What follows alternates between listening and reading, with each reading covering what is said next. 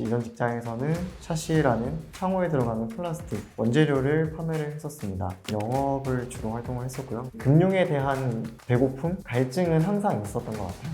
28에는 도전을 해야 되겠다. 하지만 자기소개서 서류 전형에 있어서도 이렇다 할 성과가 없었기 때문에 내가 괜한 걸 배운 건 아닐까? 퇴사하지 말걸. 그럼에도 불구하고 밀고 나갔던 것 같아요. 금융이 너무 하고 싶었기 때문에. 네, 안녕하세요. 커리어 하이 대체 21기 수강한 자사운용사에 이번 합격한 한윤석이라고 합니다. 저처럼 취업을 위해서 고민하고 계신 분들, 힘들어하고 계신 분들에게 저도 했으니까 다 같이 할 수 있다는 그런 메시지를 던져드리기 위해서 촬영에 임하게 됐습니다. 올해 나이가 28, 96년생입니다. 서울항의대학교에 나왔고요. 이제 경제금융학과를 나왔습니다. 저는 투자자산운용사 하나 있고요. AFPK. 이제 다들 은행 금융권이라고 하면 가장 대표적인 산업이 은행이고 그 은행을 준비하기 위해서는 AFPK가 필요하다고 해서 같이 준비를 했었습니다. 다른 인턴 활동, 교내 인턴 활동 잠깐 했었어요.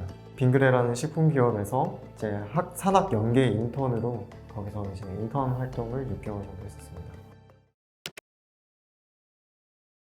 대학교를 다니면서 제가 경제를 너무도 좋아하기도 했고 제 전공을 금융과 관련된 사회생활 경험 또는 아르바이트를 해보고 싶어서 제 서울보증보험에서 채권 구상이라는 업무를 주로 하는 팀에 아르바이트를 약 3개월 정도 했었습니다. 그 당시에 이제 팀장님, 단장님이라고 하시는 분이 해주셨던 말씀이 있어요. 채권자, 채무자 관계를 다루다 보니까 금전의 융통이 이루어지는데요. 그게 금융이라고 하는데 금융은 단순히 금전의 융통이 아니라 국민과 사회가 잘 흘러갈 수 있도록 돕도록 하는 역할이고 우리는 그 역할을 최선을 다해야 한다 라는 말씀이 있었는데 그게 좀 가슴에 와닿았고 그러기에 더 금융권을 가고 싶어졌다 라는 그런 열망이 더 강해졌던 것 같습니다. 그때가 2021년도예요. 코로나19가 장기화되면서 디지털 혁명이 워낙 활발하게 진행이 되고 있었고 은행을 포함한 증권까지 모두 디지털 역량에 대해서 요구를 하던 시기였어요. 하지만 저는 디지털과 관련된 역량이 전혀 없었거든요. 저희 경쟁 상대들보다 비교적 연위에 있다라고 판단을 했었고 실제로 면접이나 자기소개서 서류 전형에 있어서도 그렇게 이렇다 할 성과가 없었기 때문에 그리고 저처럼 상경을 해서 혼자 사시는 분들이 굉장히 많은 걸로 알고 있는데 그러면 그럴수록 하루빨리 수익을 창출을 해서 제 생활의 안정성을 가꾸고 싶었기에 더 빨리 취업을 해야 되겠다라는 마음으로 그런 조급함으로 더 다가갔던 것 같아요. 영업, 인사총무 저와 접점이 있다면 모두 지원을 했었습니다. 그리고 그 결과 우연찮게 면접까지 좋은 결과가 있어서 창호 제작 회사에서 약 2년 정도 근무를 했었습니다. 흔히들 샤시라고 얘기를 하는 금융권에 빠르게 취업은 어렵겠다. 그렇다면은 남들보다 차별화된 경험을 만들어야 되겠다. 가장 강력한 경험은 실제 직장, 사회 경험 그리고 그 중에서 영업이라 함은 모든 비즈니스, 어떤 일을 하고 싶더라도 필수적으로 필요한 역할이 영업이기 때문에 이 영업직에서의 나의 경험은 금융권을 다시 도전하더라도 필히 무기가 될 수 있겠다는 생각이 있었고 근무를 하는 과정에서도 금융에 대한 배고픔, 갈증은 항상 있었던 것 같아요. 제 친구들이 다들 은행, 증권사, 자산운용사에 각자 취업을 하고 저와 함께 연차를 쌓아가는 것을 봤을 때 저는 항상 이제 노가다판이나 이제 그런 좀 와일드한 건축적인 부분에 대해서 이야기를 하다 보니까 내적인 거리감이 있었던 것 같아요. 그리고 항상 저도 그들처럼 되고 싶었고 머지않아 그들처럼 되겠다, 함께 하겠다라는 목적도 설정할 수 있었던 것 같습니다. 한 해가 끝났을 때 2022년 한 해가 끝났을 때 한 해가 마무리가 되면은 올해 한 해를 정리하고 나의 커리어에 대해서 되돌아보는 시간을 가지게 되잖아요. 저의 나이가 28을 바라보고 있고 신입사원 평균이 이제 27에서 남자는 30까지 보더라고요. 28에는 도전을 해야 되겠다. 한 해가 끝나는 날 퇴사를 하고 새로운 도전을 하게 됐습니다. 부모님은 아쉬워하셨죠. 잘 벌고 있는 직장에서 왜 그만두고 새로운 도전을 하느냐. 취업이라는 게 그러니까 언젠가는 할 것이지만 그것이 제가 원하는 분야가 아닐 수도 있는 거고 언제 할지도 모르는 거기 때문에 그럼에도 불구하고 밀고 나갔던 것 같아요. 금융이 너무 하고 싶었기 때문에. 회사별로 먼저 나눴어요. 은행, 증권사, 그리고 자산운용사 세 군데, 크게 세 군데를 고려를 했을 때 취업을 위해서 은행은 NCS라던가 다양한 면접 과정을 거쳐야 되는 거에서 저한테는 굉장히 챌린지로 다가왔거든요. 그리고 실제로 제가 여수신 업무를 되게 좋아하나? 라고 했을 때 글쎄라는 생각이 드는 거예요. 그리고 다음으로 증권사로 넘어와서 증권사는 굉장히 빠른 호흡으로 기관과 기관 그런 자금들을 중개해주는 매매해주는 역할을 하게 되는데 그게 빠른 호흡으로 진행이 되다 보니까 흥미를 느끼는가? 했을 때 그것도 잘 모르겠더라고요. 하지만 자산운용사는 하나의 프로젝트 또는 하나의 펀드를 설정하고 나면은 그것을 운용하기 위해서 상당히 오랜 기간 동안 정성을 쏟고 책임감 있게 운용을 통해서 결과를 만들어낸다 라는 점이 굉장히 흥미로웠고 그러던 중에 대체 투자라는 게 있는데 이게 뭘까?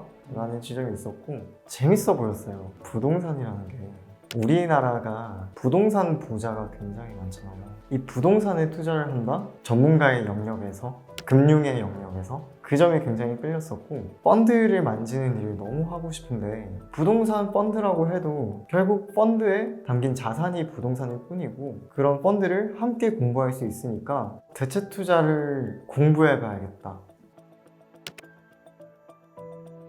실제로 수강을 해보니까 다루는 자산이 특별자산, 인프라나 도로, 항만, 선박 또는 부동산, 건축물에 대한 걸 다루다 보니까 그 지역적인 특색도 알아야 되고 그 건물 특유의 자산도 알아야 되고 그 건물을 사거나 팔기 위해서 금전이 어떻게 흘러가는지에 대해서도 알아야 되고 법률적인 정보도 알아야 되더라고요. 그런 점에서 자산운용사가 하는 일이 어쩌면 액티브하고 범위가 넓을 수도 있겠다라는 것을 그때 처음 알게 됐던 것 같아요. 실제로 면접에서 비금융권인데 왜 금융이에요? 라는 질문이 있었고 그럴 때 영업을 해봤다 라는 게 저의 포인트였고 모든 금융업에 하는 일은 영업이라고 생각을 했었거든요. 어쨌든 고객의 돈을 모아서 운용을 하던 아니면 중개를 하던 대출을 하던 그런 일들을 하게 되는데 어쨌든 고객이 존재를 한다는 것은 그 고객을 상대로 영업 활동이 이루어진다는 것이고 그런 지점에서 영업이라는 게 만능 열쇠가 될 수 있겠다라는 생각을 했었습니다.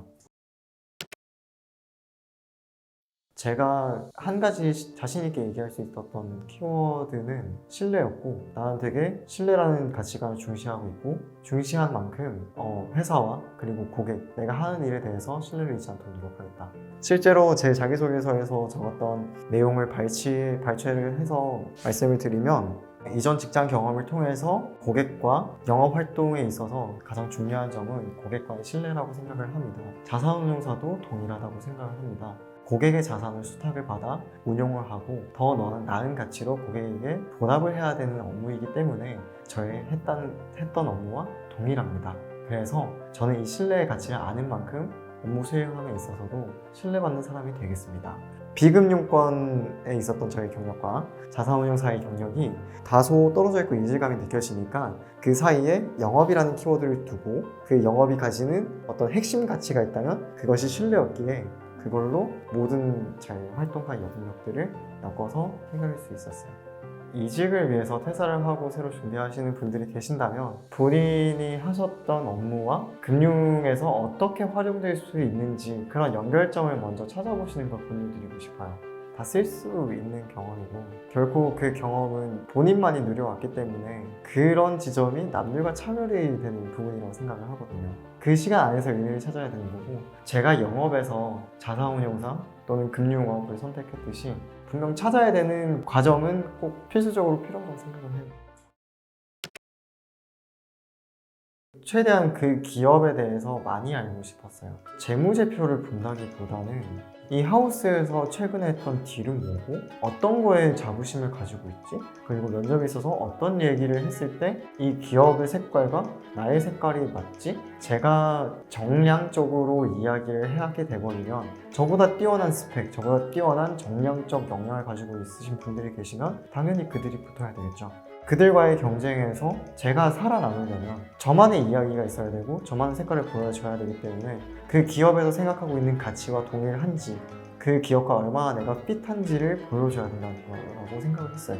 더벨이나 딜사이트나 SPI나 이제 뉴스 매체들을 봤을 때 어떤 자산 위주로 딜을 수행하는지는 알 수 있으나 어떤 가치를 중요하게 생각을 하고 알 수 있는 부분이 전혀 없기 때문에 그래서 면접이 잡히면 무조건 현직자 인터뷰를 하러 갔습니다. 그 회사 복도에 갔습니다. 아무 연락 없이 무작정 달려가서 내가 이 기업에 오고 싶은 이 업에 대해 관심 있는 학생인데 어떤 일을 하시는지 여쭙고 싶다라고 했을 때 굉장히 친절하게 답변해 주시는 분들이 생각보다 많다. 이번 회사에도 당연히 갔죠. 면접 하루 전날 펀드 상담을 받고 개설을 했습니다. 계좌를. 그리고 설명서도 받아가고요. 거기서 주는 상품도 받아갔습니다. 와줘서 감사합니다는 거 주시거든요. 그 손님으로 갔다면 그 얘기는 했던 것 같아요. 내일 제가 여기 면접 보러 온다. 1차 면접을 진행을 하는데 마지막까지 이 이야기를 할 질문이 없더라고요. 그래서 마지막 할 말 있으세요? 왔다. 제가 사실 어제 여기 왔습니다. 그리고 펀드를 가입했습니다. 왜 가입했는지는 다음 면접 때 알려드리겠습니다. 감사합니다. 그리고 2차 면접 때 질문은 1차 면접 이후에 시간이 있었는데 그 이후에 우리 회사에 대해서 더 알아봤는지 반가웠던 질문이었고 실제로 공부를 했으니까 떳떳하게 어떤 걸 공부했고 어떤 걸 느꼈고 이번 면접이 더욱더 설레게 기다릴 수 있었다.